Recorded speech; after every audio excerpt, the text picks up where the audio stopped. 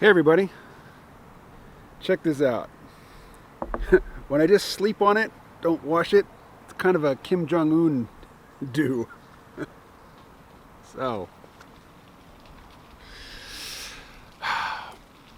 last video I put up was about how, not for the first time, but again, I'm window shopping for firearms, and specifically shotguns, and more specifically what are called security shotguns or tactical shotguns. They're not meant for hunting.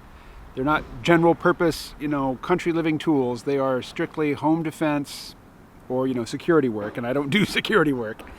A few people have commented that now is a really bad time to buy because demand is so high that the, supply-demand balance is... All right, this Canon M50. I love it, but man, always have more of these on hand. Nature Bats Last writes, "This is a very crappy time to buy. Zealous demand gleefully outstrips supply. To throw it out there, offer to trade a few hours of your online talents to a local gun shop /FFL. I didn't look up that acronym, and it doesn't spark any full phrase in my mind. With no or poor online presence." Yeah, here's the thing about that. Creating online content, I've committed to creating enough of my own online content that I consistently miss, my own self-imposed deadlines for my own stuff.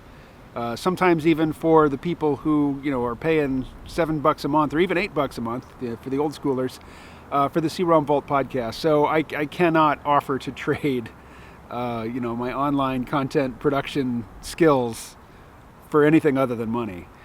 That is just the reality, of the amount of time, focus, energy, and diligence that I have at my disposal and command. But, I've been looking at not, just general nationwide websites about, firearms and reading reviews, but actually going to the websites of local businesses and checking to see what they have in stock and what they're charging for it. And it's just, the whole of Vermont, the whole state has fewer than 1 million people in it. Most of them are up around Burlington. I'm down in the south, the southeast corner of the state. There's very little population here, and most of the people around here who are from here they're already loaded. They already have all the firearms they need, and there's just not that many, newcomer city slicker types, blue tribers who moved here because they can sell a house in California and buy a mansion here. There's just not enough of them to have a serious run on the gun supply here. And I don't think that people from out of state are trekking here, just to buy a $200 shotgun. So as far as I can see, commenters might be right about this on the national scene, but in my locality, it just doesn't seem to be the case. But at the same time, I'm just not in a huge hurry to make any sort of decision. And yeah, maybe 6 months from now, prices will be lower. Maybe 6 months from now, it'll be total chaos, total bedlam, and it'll be too late. I'll already be dead. Whatever. I'm willing to take that chance. I'm pretty confident that I won't be dying a violent death, that it's going to be a disease of civilization that gets me. Anyway, somebody else suggested that I get a Rambo knife and an Xbox. Well, I waste plenty of time just with casual games like Plants vs. Zombies on a tablet. I don't need an Xbox. That would be, not as bad as a heroin addiction, but certainly moving in the wrong direction. A Rambo knife. Now, Rambo knife or a Crocodile Dundee knife, it's a short sword basically, that you carry around and pretend is a knife. I've actually thought about knives as a, self-defense option. And I certainly wouldn't get a big knife. If I was going to get a knife, it'd be a little, tiny karambit style, just a short little either angled blade or curved blade, something that I can conceal and carry with me. But legally speaking, man, you're better off with a firearm than you are with a knife. It's really hard to claim self-defense, with a weapon where you have to get up right in somebody's business, and wield it mano a mano. The best position to be in a knife fight is non-participant, preferably even non-spectator, like not present on the scene, no knowledge of what happened, no involvement in it whatsoever. I did look up an article comparing different types of knives for self-defense, and I just want to read the opening paragraphs to you because these are great. What's the best knife for self-defense purposes? The evidence points to not using a knife for self-defense in the first place. The legal ramifications for drawing a knife in a self-defense situation are tenuous at best, even in knife-friendly locales. The combination of luck and skill required to successfully use a knife as a self-defense tool is daunting. The likelihood of injuring yourself versus who is attacking you must also be considered. Did we also mention that the knife that's good as a self-defense tool is typically dramatically impractical for day-to-day tasks? So with that common sense stuff, why bother creating a list of self-defense knives in the first place? 2 reasons. 1, it's better to be prepared for something that won't happen than to be surprised by something that does, and something is better than nothing. And 2, some of these knives are cool. It's okay to like cool things because they're cool. You're among friends here. So when I say karambit style, here's one, the first one that they recommend, this Fox Knives Folding Karambit.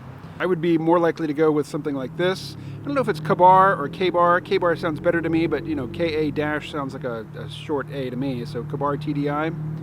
Kind of a karambit inspired, but it's, particularly when you look them up on Amazon, they're all described as being for police work. If I were gonna get a knife for self-defense, it would probably be something like that. But for opening those Amazon packages, I'm going to stick with my handy dandy box knife. So other self-defense things that I've thought about, and why am I thinking about self-defense right now? Largely, it's just a procrastination strategy. I should be in the house drawing right now, and here I am sitting at the picnic table outside talking into a camera about self-defense tools, which I look at online and in all likelihood am never going to purchase. But if I were going to make a purchase today, if I were going to go inside, put something in my Amazon shopping cart and have it sent to me, it would probably be one of those telescoping police batons. And I think one of the things about this particular weapon that the black-clad freedom fighters on the streets don't realize is that, yeah, you can really mess somebody up with it by hitting them in the head, but the most practical use of this weapon is to strike people in the hands and the forearms to basically disable them so that they cannot continue fighting, and then you disengage. Because no matter how mad you are, no matter what a jerk somebody else is being, no matter how much you despise their point of view and you visualize them as just an avatar for that point of view that you despise, after you beat their brains in, you're going to regret it. If you're a total frickin' sociopath, you're going to regret it because you're probably going to be facing jail time and a criminal record and just a whole bunch of unfun that you could have avoided had you disengaged. And if you're not a sociopath, you're just going to feel bad about beating somebody's brains in later, no matter what a jerk they are. I mean, right now, perhaps you're frustrated by things and you can just call up a stereotypical image of a person who believes something that you despise, and you can feel so good just imagining yourself swinging that baton and bashing their brains in, cracking their skull, painting the pavement with their blood. If you imagine doing it in the future, if you're anything like me, that fantasy probably feels great, but the reality of it in hindsight would suck. I predict this with absolute confidence. So, again, probably not going to buy that thing. What's really on my mind?